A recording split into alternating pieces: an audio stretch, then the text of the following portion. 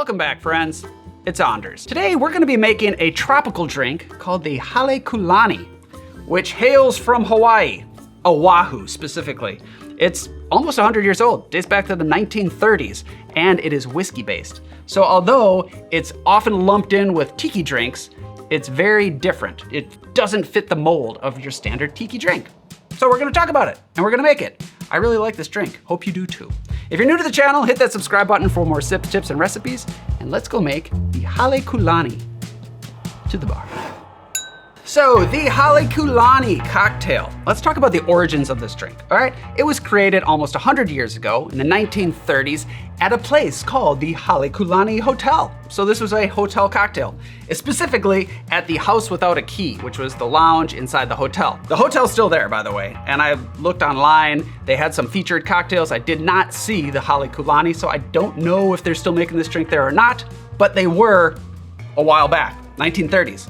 And this is important that we point out the year here because this was shortly before the tiki phenomenon took off in the United States, California specifically, with Don the Beachcomber. The thing is, this cocktail is often lumped in with all those other tiki drinks, but the Halekulani was actually created on an actual Polynesian island, as opposed to the drinks that were being created at the other escapist-themed establishments over in California. Also, the Halekulani is bourbon-based as opposed to rum. Rum is dominant in the tiki world, but this one's bourbon-based, and it's served up. Most tiki drinks are served on crushed ice.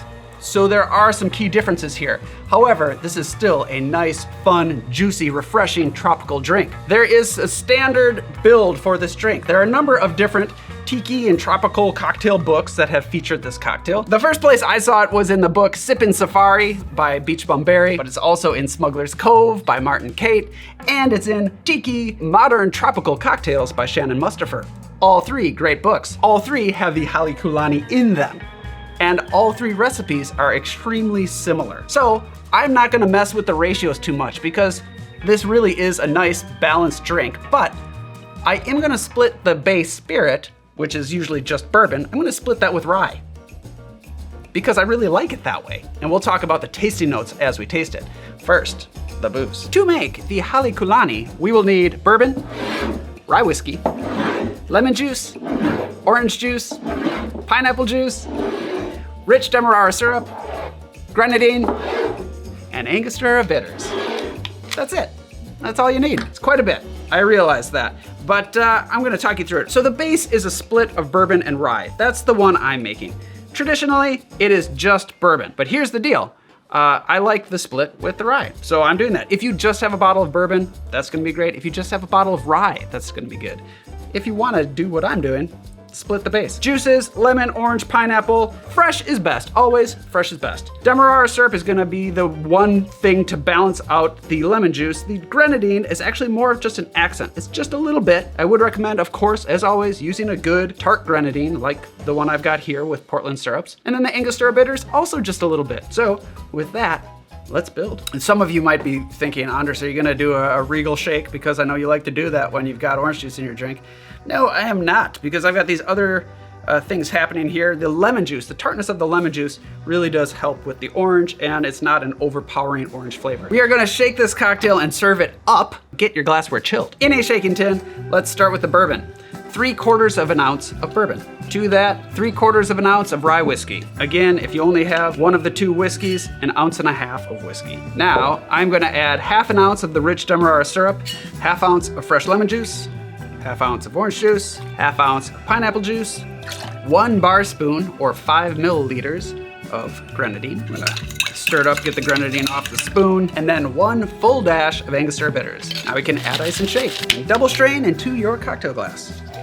All we have to do now is garnish, and you can do that however you see fit. Maybe a slice of pineapple, orchid. I'm going to do 3 little pineapple fronds. And there it is. Ladies and gentlemen, the Halekulani. Cheers. Oz, you wanna taste this?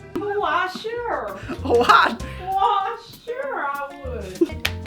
Woohoo! Welcome. Wait, Whoop, so long. Okay. This reminds me of, you know that like in Mario Kart, there's that one character that has the big eyes and he has like the spikies on the one side. of the Koopas. Yeah. It's looking very foamy and frothy. Cheers.